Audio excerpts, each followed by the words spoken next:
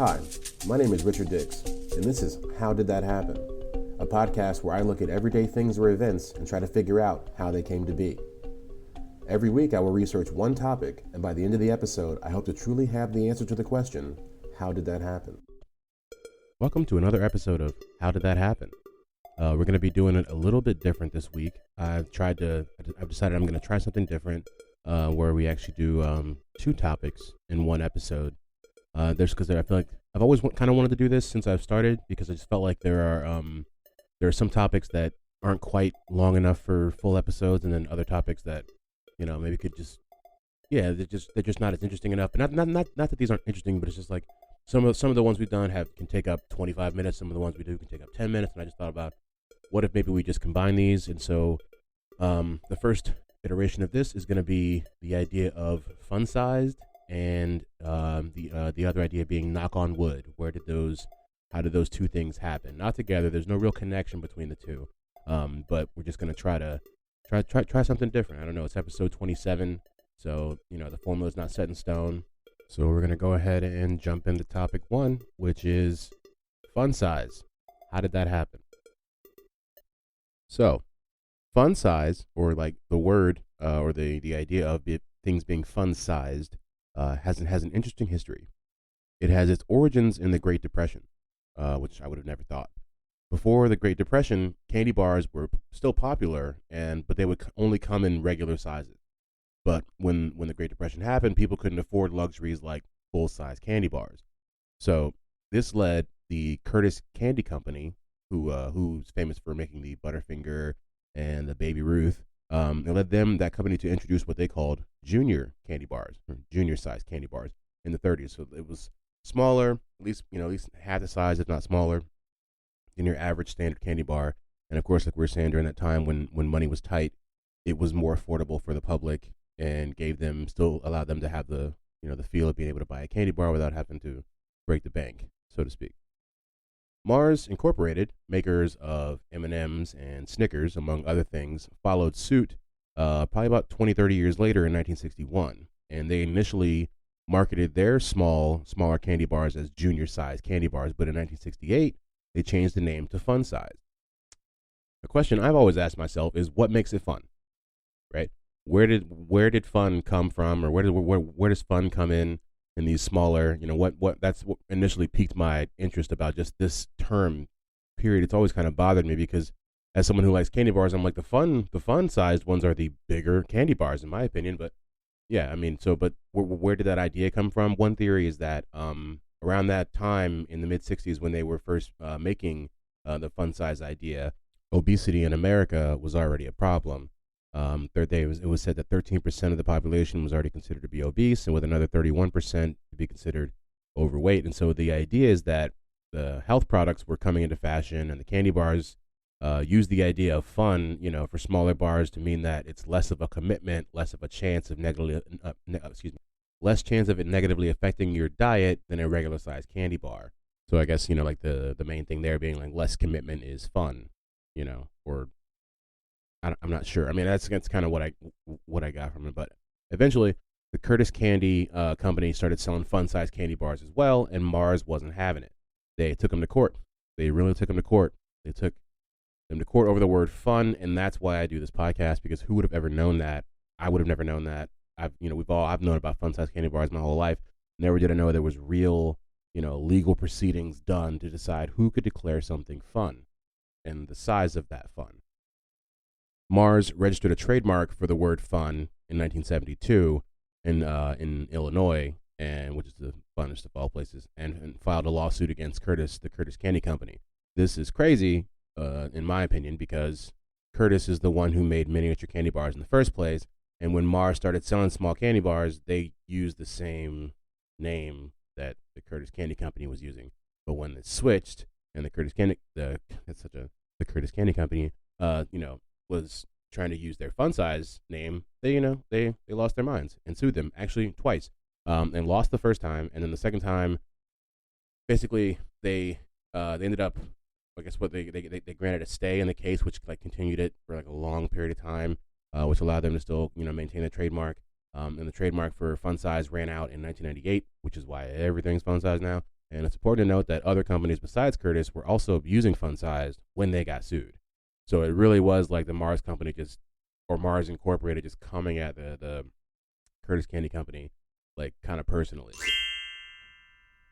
And that is how fun size happened. And so so the next topic is going to be knock on wood. And so, like I said, I really don't have any sort of like formula for this. I'm just kind of gonna go right into the next topic. But maybe in the future there will be some sort of like segue or interlude. I don't know. But yeah. So now we're gonna jump into how did knock on wood happen, or yeah, I guess that sounds right. Knocking on wood is thought to come from the folklore of the ancient Indo-Europeans, and they believed that trees were home to various spirits, and so they thought that those spirits would provide protection. And so they thought that touching the tree would, and by knocking on it or what have you, would bring them in contact with those protective spirits, which is really interesting because I would have never, once again, looking into this stuff, you wonder how it starts. It's like how did people just start knocking on wood and think that's going to bring you luck? But like 1,000 years ago, people were like, "There's spirits in the trees, and if we touch the trees, we'll be all right." And it's kind of like basically translated to like now it's like, oh, I hope everything's okay. Knock on wood. But it's crazy that stuff just stays with you like that.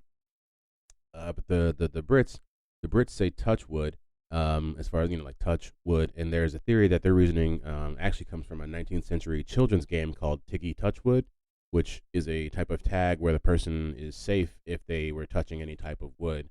And the theory uses the idea of protection from being it as the motivation for why British people touch wood for luck or protection. But if you think about it, really, probably the game itself probably still came from the idea of the Indo-Europeans and touching the trees for the spirits. It's just a game that happened like 800 years later. And since we were talking about luck and protection and stuff like that, I ended up looking into some different types of.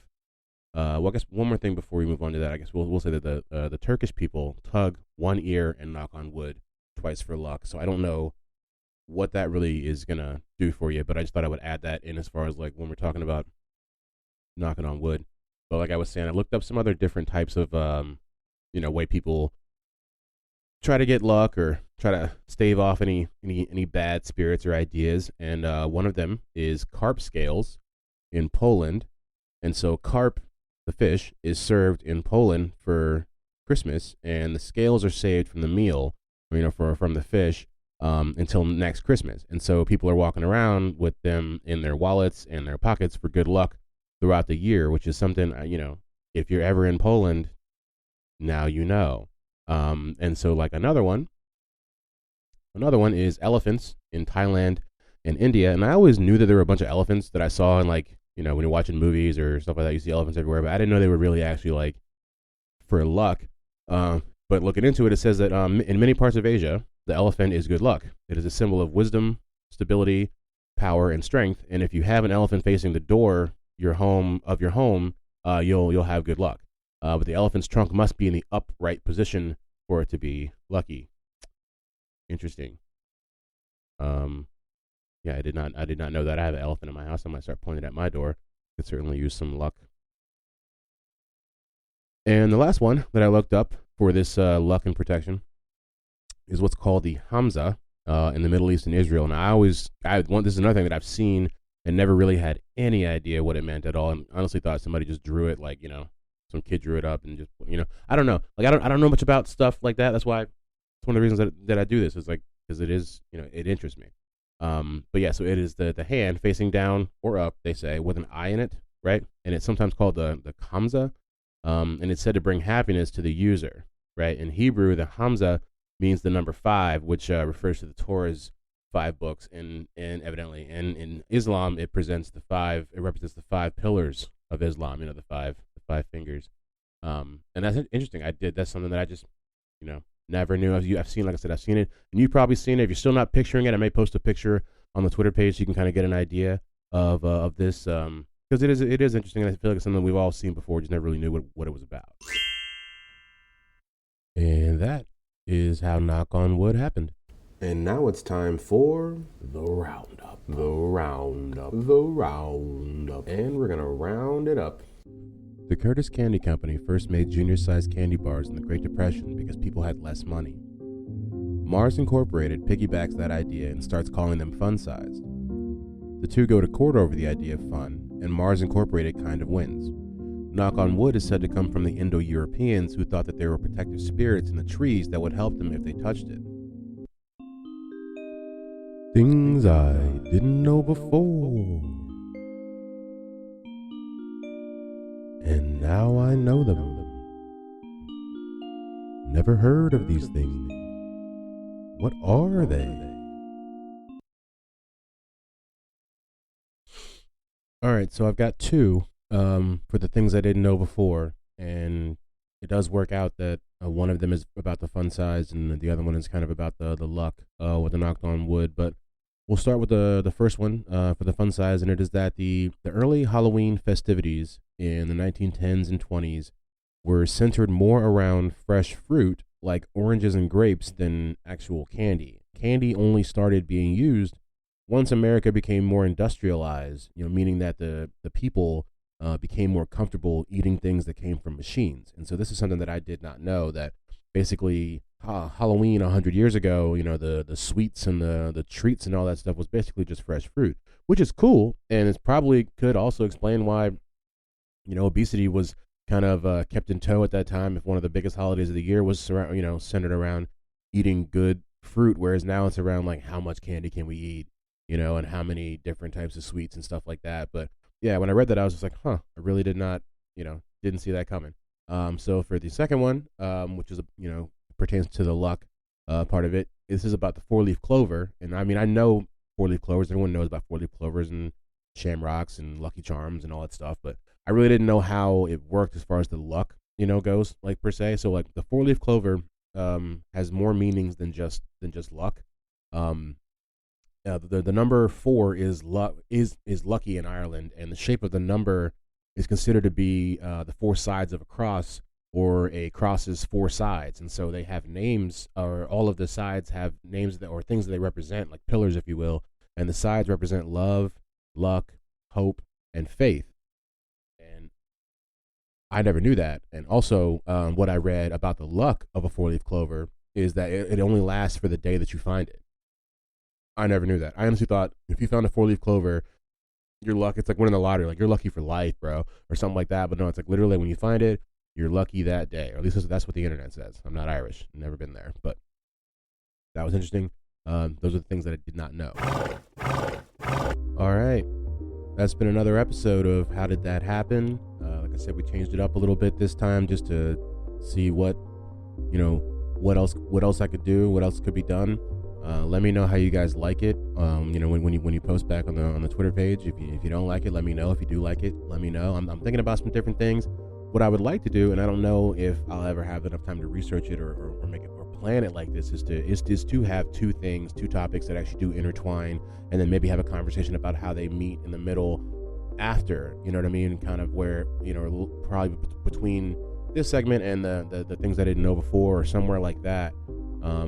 But what I really did for this one, I just went and looked at all. I have a list of ideas that I constantly add to for the podcast. And I was just like, what are two like ones that I could just kind of throw together and just try and see if that'll fit. So, like I said, let me know what you guys think. I appreciate everybody that presses play every week. And I'll see you guys next week.